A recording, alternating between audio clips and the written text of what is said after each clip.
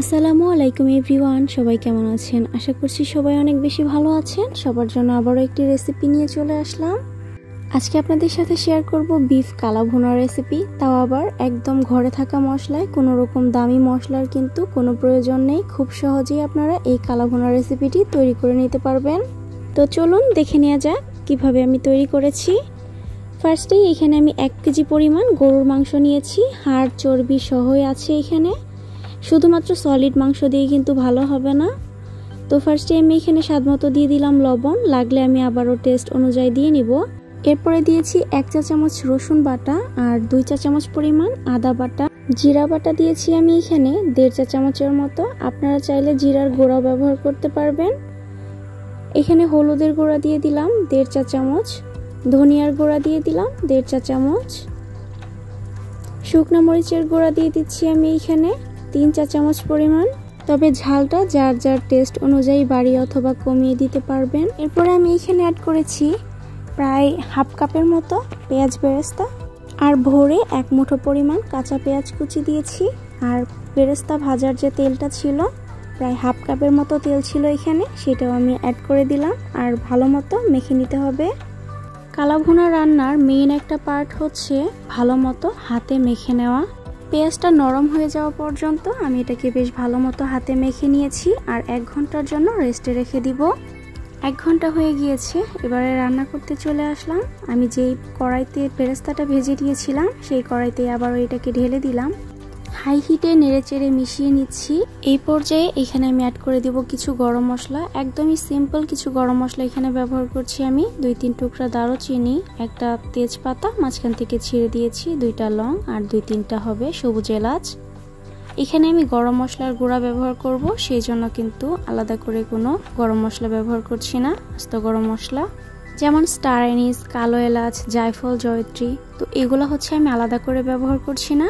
এই সবগুলো মশলা আমি গুঁড়ো করে নিয়েছি। আমার চ্যানেলে রেসিপি দেওয়া আছে শাহি গরম মশলার, আপনারা চাইলে দেখে নিতে পারেন। সেই শাহি গরম মশলাটাই আমি এখানে ব্যবহার করলাম 1/2 চা চামচ।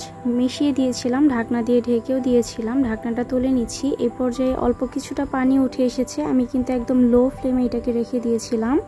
আবারও ঢাকনা দিয়ে ঢেকে দিয়েছিলাম, তুলে দেখে নিচ্ছি। এই পর্যায়ে আরও বেশ কিছুটা পানি উঠে এসেছে। চেষ্টা করবেন মাংসটাকে কোনো রকম পানি ছাড়াই রান্না করার জন্য, কিন্তু আমার এখানে খুব একটা পানি উঠে নাই, সেজন্য আমি এখানে অল্প কিছুটা পানি ব্যবহার করেছি। তবে গরম পানি ব্যবহার করার চেষ্টা করবেন। আমি এখানে ঠান্ডা পানিই ব্যবহার করেছিলাম, হাফ কাপের মতো হবে। তো ভালো মতো নেড়েচেড়ে মিশিয়ে দিচ্ছি। পানিটা দেওয়ার আগেও আমার এই মাংসটা বেশ ভালোই সফট হয়ে এসেছে। তবে কালা ভুনার মাংসটা কিন্তু অনেক বেশি সফট হয়, সেই জন্য আমি কিছুটা পানি এখানে অ্যাড করলাম, যেহেতু খুব বেশি পানি ওঠেনি। এই পর্যায়ে কিন্তু মাংসটা একদমই সিদ্ধ হয়ে গিয়েছে। এবারে শুধুমাত্র ভালো মতো ভুনা করে নিব। চুলার ফ্লেমটা বাড়িয়ে দিচ্ছি। এতক্ষণ পর্যন্ত কিন্তু আমার চুলার ফ্লেমটা মিডিয়াম লোতে ছিল। এই পর্যায়ে কিন্তু আমি চুলার আঁচটা বাড়িয়ে দিয়েছি আর এটাকে বেশ ভালো মতো ভুনা করে নিচ্ছি। কালা ভুনা রান্না করার জন্য অবশ্যই বেশ সময় নিয়ে আপনাকে রান্না করতে হবে, তাহলেই কিন্তু আস্তে আস্তে এটা ভুনা হবে আর কালারটাও গাঢ় হবে। পর্যায়ে আমি বাগার দিয়ে নিব। এখানে আমি কিছুটা তেল দিয়ে দিলাম, খুব বেশি দিই নাই, মেজারমেন্টটা বলছি না, কারণ মাংসতে অলরেডি অনেকটাই তেল আছে। আমি এখানে অল্প কিছুটা তেল দিলাম আর দিয়ে দিলাম 1 চা চামচ পরিমাণ করে আদা কুচি আর রসুন কুচি। তো বাগারটা ডিরেক্ট আমি এই মাংসের উপরে নিয়ে ঢেলে দিব। মাংসের কালারটা কিন্তু এই পর্যায়ে দেখতেই পাচ্ছেন অনেকটাই গাঢ় হয়ে এসেছে। আদা রসুনের বাগারটা কিন্তু আমি ডিরেক্ট তেল সহ মাংসের উপরে ঢেলে দিলাম। আরও 10 মিনিট আমি এটাকে মিডিয়াম লো ফ্লেমে ভুনা করে নিব, এতে কিন্তু পারফেক্ট কালারটা চলে আসবে। এই পর্যায়ে কিছুটা পেঁয়াজ বেরেস্তা রেখেছিলাম, এটাও অ্যাড করে দিলাম।